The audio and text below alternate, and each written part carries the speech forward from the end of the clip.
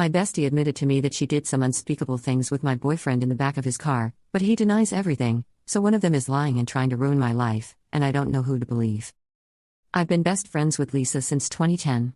We were college roommates, and even after graduation, we continued living together until I moved in with my boyfriend, Sam, in 2019. One thing about Lisa is that she's always had a drink problem, and she's done things while drunk that have sometimes caused problems in our friendship. She does try to stay sober, but every few years, something triggers her again, which happened earlier this summer. Last Saturday, Lisa called me because she was drunk somewhere and needed a ride home. I couldn't pick her up because I had the flu and was on cold medicine, so Sam went to get her instead. A couple of days after that, I started noticing that Sam was acting strange with his phone. Normally, he leaves it out on the coffee table if we're watching TV or whatever, but he started putting it face down, so I couldn't see his notifications. My first thought was that he was planning a surprise, and given the timing, I thought maybe Lisa was helping him. Yesterday, when I saw Lisa, I told her that Sam was being sneaky all of a sudden and asked if he had mentioned anything about proposing soon. She asked if I had looked through his phone, and I said no.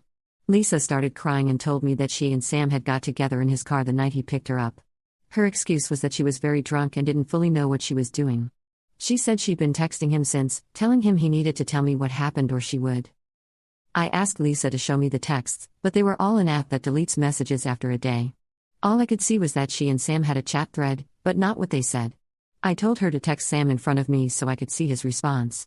She did, but we got no read receipt or response, so it didn't prove anything. I asked Lisa if she was sure she wasn't so drunk that she maybe imagined it or thought a dream was real, and she became very angry, insisting she knew what happened and wasn't making it up. She said it was my choice to believe her or not, but she was telling the truth. I told her I needed to go home and talk to Sam.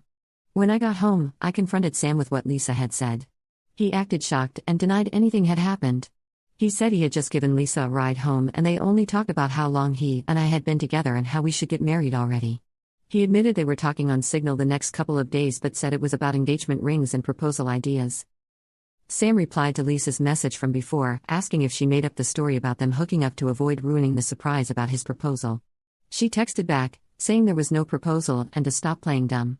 Sam then called her, pretending I wasn't in the room, and told her she needed to stop whatever she was trying to do because we were on the verge of breaking up. Lisa kept telling Sam to stop lying until he got angry and hung up. I really didn't know what to think and I still don't. Right now, Sam is very upset and not really talking to me. He says it's bad enough that Lisa acted insane and ruined his plan to propose, but it's even worse that I believed her lies even a little and would think he would ever cheat on me.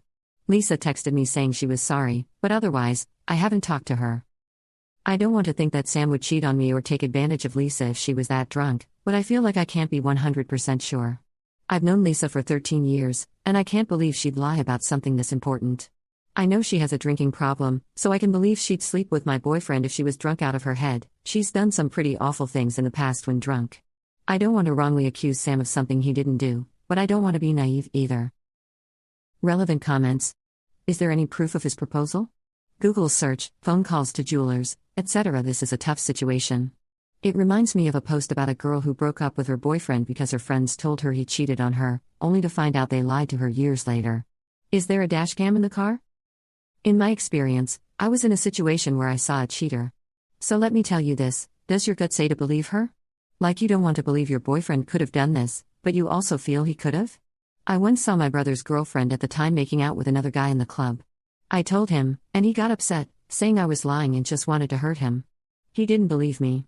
I had no proof, just my emotions of rage and wanting my brother to know his girlfriend was cheating. He stayed with her until a friend of his caught her cheating too. Sometimes, we only believe those we feel can do us no harm. The feelings of love muddled his truth. Update 1. On Thursday night, after getting advice, I told Sam I had found a way to recover deleted messages from Signal, the app they messaged on. He immediately took out his phone, opened the app, and asked me to show him how to do it. This made me think he was telling the truth because he didn't panic or hesitate at all. It turned out my old phone couldn't support the current version of the app, so it wouldn't work. Sam then asked if we needed to buy a new phone for me to believe him. I told him it wasn't that I didn't believe him, but I wanted proof because I couldn't understand why Lisa would lie.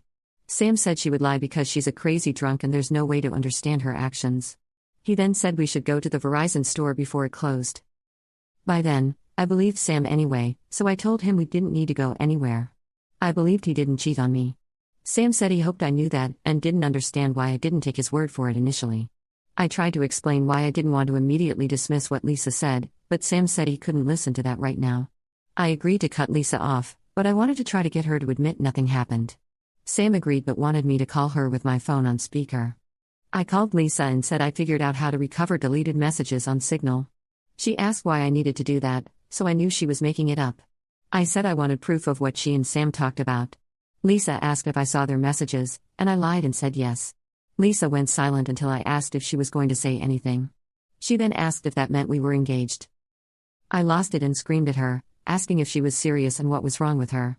Lisa screamed back, telling me to calm down and saying I never believed her anyway because we didn't break up. I was crying and couldn't say anything else. Sam told Lisa to go away and never contact us again, then hung up on her. A minute later, Lisa sent me a completely unhinged text.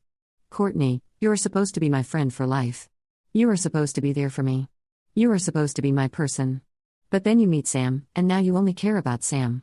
Everything is about Sam. Tell me why Sam comes to pick me up when I call you? I called you, not your precious Sam. I only want you to see how messed up this is, but do you? No. Of course, you don't. Of course, you choose Sam over me like you always do and like you always will. You pretend to care about me, but I can see you don't care. It is pathetic, Courtney. You are a pathetic woman who would choose a man over a friend. But since you can't say it yourself, I will. Since you have to have your sweet, perfect little baby Sam do it for you, I will. Goodbye, Courtney. Is that what you want? Goodbye forever. I hope you got what you want. There were 3 dots after that, showing she was still typing more, but I blocked her before she sent it. I don't care about anything else she has to say. It's all just going to be more about why this is my fault or justifications for why what she did wasn't that bad and I should forgive her. I know Sam is probably right and there's no logic behind why Lisa would stoop to this level. My best guess is that whoever said Lisa blames me and Sam, mostly Sam, for her being a mess who can't get her life together, is right. She somehow thought that if she said she hooked up with Sam, I'd break up with him but still want to be friends with her, and everything would be fixed. Regarding Sam, I asked if he could ever forgive me for doubting him. He said that since I came to my senses and cut Lisa off, we could try to put it behind us. I don't think he's going to propose anytime soon, though. He didn't actually do any planning yet, just asking Lisa about rings and proposal ideas. So, it's not going to happen for a while if it still does at all. Thanks to everyone for the advice and support. If anything important happens, I'll update again, but I hope this will be the end of it for me. Update 2. I haven't logged into this account for about a year, but I got a few messages asking for an update, so here it is. I'll keep it as short as I can. Unfortunately, I have nothing good to report. It turned out that whatever was going on with Lisa that caused her to make false accusations about Sam was the beginning of some kind of a psychotic break. After I blocked her, she made a bunch of fake accounts and started sending me unhinged messages about how I ruined her life and threatening to get revenge on me and Sam. This went on for months, with her sending dozens of messages a day. I found out from other friends that she was making multiple posts on Facebook every day, ranting about how much she hated me and how I was evil and ruined her life. I tried to talk to the police twice to get a restraining order because I was afraid Lisa would show up at our apartment and attack me or Sam. I even got a front door camera because I was so scared. The police said that because Lisa wasn't threatening actual violence, she was just a nuisance, and they couldn't do anything. They told me to keep blocking her new accounts, and eventually, she'd get bored and move on. Finally, someone broke the windshield of Sam's car while he was parked at work. It could have been a random act of vandalism because his wasn't the only car with broken windows, but I was sure it was Lisa, so I went to the police again. An officer talked to Lisa, and she denied touching Sam's car. I have no proof that she did. After the police talked to her, Lisa was put into a psych ward for a week because her apartment was filthy, and she was drunk 24/7 and a danger to herself. I haven't heard from Lisa since she left the psych ward. I don't know if she was diagnosed or is medicated now. I found out she moved in with her dad, who lives in a different state. I check her social media occasionally to ensure she's not posting about me and isn't near me. I haven't mentioned Sam much because we're no longer together. He broke up with me after the windshield incident because he couldn't handle being harassed by Lisa, and I don't think he ever forgave me for not taking his side immediately. It hurt, but I can't blame him. I tried to talk to him about fixing things after Lisa was gone, but he wasn't interested. It's a sad ending, sorry.